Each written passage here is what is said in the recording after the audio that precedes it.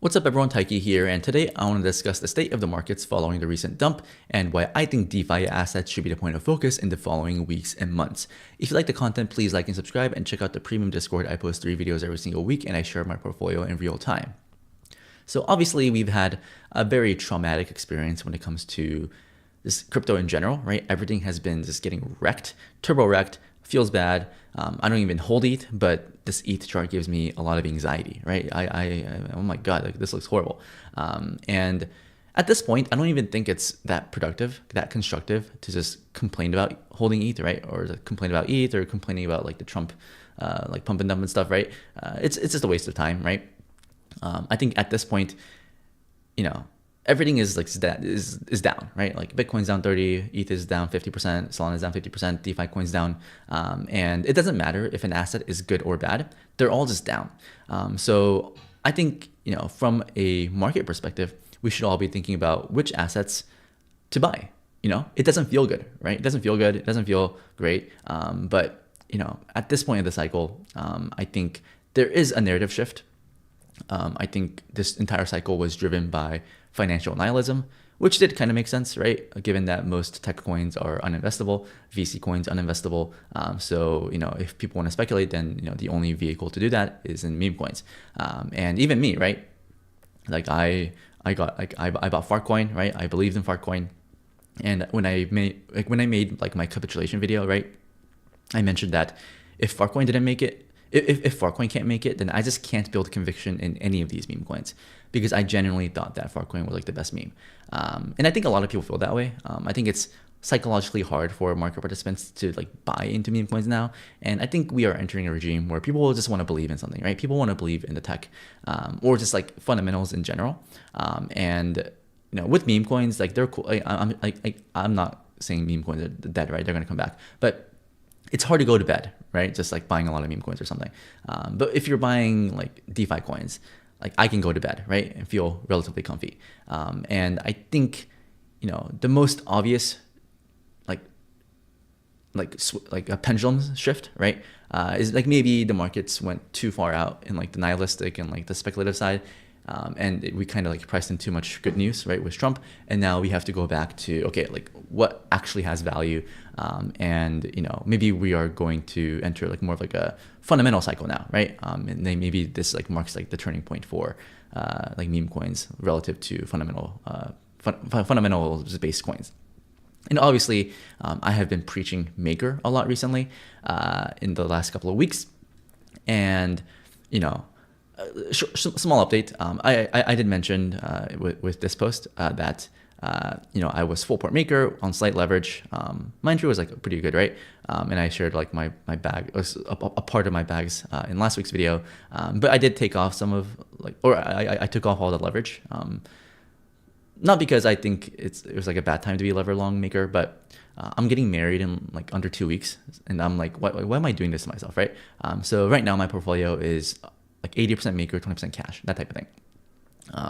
And for the past couple weeks, I've just been like slightly up or something, right? So all things considered, right? Pretty good bag, right? But I've been getting a lot of DMs around Maker FUD, and I do want to address that because part of the bull case for Maker was the buybacks, right? $1 million a day. That's $30 million per month. And given that Maker is a $1.4 billion asset, Maker is set to buy over 2% of its own supply in under a month, right? To put that into perspective, Michael Saylor has purchased 2% of Bitcoin over the past 4.5 years. And the market makes a huge deal out of Saylor. But I was like, okay, Maker is compressing that in a single month. But following that video, right after I uploaded that video, there was like this new post where they're going to lower the pace of the buybacks from 1 million a day to 400K a day. So a reduction of 60%. And, I've seen a lot of posts, oh my God, it's over, right? So obviously it kind of depends on your view of the markets. I think a lot of the people that were trading perps for Maker, right? They kind of sold because, they were betting on the fundamentals. But if you're like 5x long, then maybe there's, if you're like 10x long because of this, then they kind of unwind. So we kind of had to sell off on that. We also had a period where if you kind of zoom in on Maker, so Ethereum pumped 13% on Sunday, right? and then Maker on Sunday was down like 5%. And you know, it was like, whoa, like that's crazy, right? Because it kind of shows you a few things about the market. So the fact that assets like Hyperliquid and Maker didn't really perform on Sunday, it kind of shows you that there's so much capital that piled into these trades as like a safety play, right? Because Hyperliquid has buybacks, Maker has buybacks, so people pile into these trades, and then it pumps when the rest of the market dumps, and when the rest of the market pumps and dumps, it kind of like just also goes down. But for me, I learned my lesson with Maker last time around, where if you just look at the Maker chart Bitcoin chart and overlay with that of Bitcoin, my entire argument for Maker is that, you know, the buybacks started, actually let's go here. The buyback started for Maker on June 2023, right? And once the buyback started, June 2023, here, Maker kind of entered its bull market, you know, even though the rest of the market was getting turbo wrecked. And then also like Maker still outperformed, right? When the rest of the markets went well. So Maker is a very anti-cyclical coin. It didn't do well last year because like the reran and the buyback stopped. But of course, the sample size is small, but I'm kind of betting on this fact that, you know, whenever the buybacks start, especially for an asset with very light positioning, I think Maker has bottomed. I can't definitively say that the rest of the market has bottomed, right, with like confidence, but I can confidently say, right, to the best of my abilities, right, there's no such thing as a sure thing, but I'm fairly confident that Maker has bottomed on its USD pair, and Maker is entering its own little mini bull market. Which is kind of crazy to think about, right? Because it kind of feels like everyone has thrown in the towel. It's like, oh my God, it's over. And here I am saying that Maker is in a bull market. Very contrarian, or like really weird to think about. But I think Maker is an asset that I understand really well. And I feel like, you know, I have a good sense for this type of stuff. And though the buybacks reducing could be bearish, kind of depends, right? Because you can argue that there are a few reasons for someone, right, in crypto to buy Maker, right? Because when it comes to trading or investing in crypto, you have to ask yourself, okay, like who is going to buy? If I'm buying Maker at, what was it, like 13.26, right? Who's going to buy after me, right? Like where's like my exit liquidity coming from, right? And of course for Maker, there's two forms of exit liquidity. There's three types of buyers that will provide exit liquidity. First is the protocol itself, right? The protocol makes a bunch of money and it buys back the token. So there's some built-in plunge protection for Maker. Second are people like that's trying to invest in DeFi, right? DeFi, like Maker is a DeFi blue chip. You know, if someone wants to bet on DeFi, then Maker is going to be part of that basket. So it's going to have some flows there, but that's kind of hard to predict. And then the third form of buyers, the third class of buyers, which I think is the most important, are people like myself and maybe you or someone else, like funds that will buy Maker given for like the perceived safety of Maker, right? Because it's like it is psychologically comforting to know that the buybacks are ongoing, right? You go to makerburn.com and it's like, yeah, okay, like these buybacks are continuing, and it kind of creates utility for MKR. Because people think about often talk about utility, right? And utility doesn't always mean like a staking yield, right? Because you can argue, you can stake ETH for 2%. Like that's not really utility. That's literal inflation, right? When it comes to meme coins, the utility is buying a coin and then joining that community and shitposting together, right? That's the utility. And I think when it comes to DeFi coins, the utility is like the psychological comfort, right? And like the buybacks that these protocols are going to give, and then in the future we can stake these tokens to receive additional yield in the form of farming, right? Sub-DAO farming in the form of Maker, and then for something like AAVE, which I'll also talk about later, the buybacks happening, right? If you stake your token, right? Yeah, you can. There's like some value accrual there, and at the current pace of profits, if they kept buying $1 million a day, then technically, the buybacks would have only lasted let's say 2 to 2.5 months. And that kind of creates an expiration date for the trade, right? Because if you buy Maker for the buybacks and then the buybacks are going to end in 2 weeks or something, people are going to start selling, right? It kind of creates an expiration date for the trade. But if you delay the buyback, or sorry, if you slow the buybacks and you ensure that you have it going for longer, and then it gives the team more time to ship, right? And for like the profits to start ballooning, then you can argue that, okay, like maybe the team's goal here is to make sure that the buybacks never end. And if you view it that way, I think that it's actually net bullish maker, the fact that these buybacks are more prolonged, even if that means less fundamentals in the next 2 weeks. So that's kind of how I view it. My view is that Maker has bottomed, and Maker is in a bull market against its USD pair and its ETH pair and its Bitcoin pair, at least for the foreseeable future. I talked about Maker ETH, right? I think Maker ETH has bottomed and it's going to get above 1 soon. Of course, comparing anything to ETH is like not really a flex anymore. And then Maker BTC, I think, has bottomed, and now we're entering like this process to grind higher. So that's kind of my view. And if you do agree with me that Maker is in its own bull market, I think it's reasonable to expect like 20 to 30% drawdowns. So far, I think we've had like a 26% drawdown. Yeah, a 26% drawdown, which is totally reasonable, right? In a bull market, even in the 2023 bull market for Maker, and of course you can argue that the market conditions are completely different, and I don't disagree, but I still think that fundamentals do matter, and certain assets can still do really well even if Bitcoin and ETH and Solana is like dumping. But anyways, in the 2023 bull market, Maker dumped 22%. Once it dumped like 27% here, and then it dumped like roughly 24% there. So it had multiple 20 to 30% pullbacks on its entire run up from $500 to $4,000. And I think that's kind of like the phase that we're in, right? I think Maker is just going to start grinding higher over time. I'm not saying that it's going to outperform the rest of the markets, but I think it's going to outperform a lot, like 98% of crypto on a risk-adjusted basis, right? And that's why I'm comfortable sizing into Maker. But I do have some cash in case I do want to add other bags, or rotate, or just buy more, right? If the market dumps more. So that's kind of my thoughts on Maker. And it remains to be seen when other catalysts are going to emerge. One thing that I'd like to track is Rune, right? His posts on governance forums, and the ultimate bull case for Maker, right, is like sub-DAO farming. You in the future you'll be able to stake like USDS or the Sky token or like the Maker token to farm these new tokens. That's gonna boost like profitability. So Spark is gonna introduce sub-DAO farming, and then this also thing.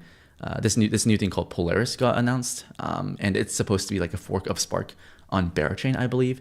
And I didn't even know about this, but apparently, according to this post, which I'm not gonna waste your time on, but the point is, every chain is gonna have their own form of like a sub-DAO for Maker, which are all going to have tokens. And the only way to farm these tokens is to buy and hold and stake USDS, right? Which obviously, if a bunch of these things pop up on Berachain, Solana, etc., then they're all going to have, it's going to create incremental demand, right? Buy pressure for USDS, which also improves the net profitability, which improves buybacks, and then you kind of have like this reflexive loop here. And I don't know this for sure, but Framework Ventures, like they're like huge bag holders of Maker and Bera. That I think there could be like some alignment. It's like aligned, right? So because Framework has like a bunch of like VC like locked bearer bags, and with proof of liquidity, they can drive incentives and like emissions to like this thing, which then pumps their Maker bags and then brings more liquidity for Berachain, which is like good for their bags. So I feel like there's good things happening for Maker in the future. Like I said, I have no idea when these things are launching, but my Maker bull case has not shifted. It has not changed. I think it's gonna start like uptrending, right? And I'm comfortable just like being heavy Maker. But another asset I want to talk about is AAVE, because obviously it's up a lot today. It's up 15%, very, very impressive. And AAVE is an asset that I use a lot, right? Even in the video that I made last week, I was like lever long Maker on AAVE, and I even bought AAVE like here, Right? I think about AAVE here, and then I think I sold around here, right? And I have all these AAVE videos on my channel if you want. But I really like AAVE. I think AAVE is the only money market I use. I don't trust any other money market, to be completely honest. It's not really worth the risk for me. And I think when it comes to money markets like banks, right, on-chain banks, brand lendiness does matter. And I think AAVE is the most lendy, and I think as a result, they have huge moats from that perspective, and I think their market share is going to continue to grow. Of course, following the Trump election, right? I think a bunch of DeFi assets just pumped way too hard after the election, and that's kind of why I have been fading DeFi post-election, like for the most part, because I just like don't think they're good value. But if you study AAVE, right, it's still like a fantastic protocol, but from the highs, it's down like 50 to 60%. You can't just buy assets just because they're down, but you have, from like a fundamental, like from like a trader / investor perspective, I do think it's important to track like good coins, or like trying to find good coins that have been like beaten down just because the rest of the market is down, right? Because like that's where the value and that's where the opportunities are. And if you've been following like my AAVE trade from last year, I mentioned that like they announced buybacks, like the buyback proposal, right, in July. And then obviously, right, that led to a little like mini bull market for AAVE. And the thing is like, it's, you kind of see a similarity in like my DeFi trades, right? If you think about it, for Maker, I bought like a week after the buyback proposal was announced, or like a few weeks after, and then I made some money, right? And then even this year, I bought here like when the buyback proposal was announced, and I have outperformed the markets. So when it comes to DeFi, I feel like you can like just buy good DeFi tokens after they've announced buybacks and expect to make humble gains, right? It's not that complicated. Of course, it kind of depends on the asset, right? If you have some garbage DeFi project announcing buybacks, then no one gives a shit, right? It's like, fuck you, right? You're going to zero anyways. But if Maker, AAVE, they're announcing buybacks, it does matter. It does matter. And if you also think about like the news flow perspective, right? And like the macro backdrop, technically, right, the SEC is pulling its case against Uniswap, Coinbase, Kraken, etc. The stablecoin bill is coming out, and of course, maybe like all these things being announced is kind of seldom news because a lot of the expectations were pulled forward. But technically, right, 3 to 6 months from now, I do think these things start to matter.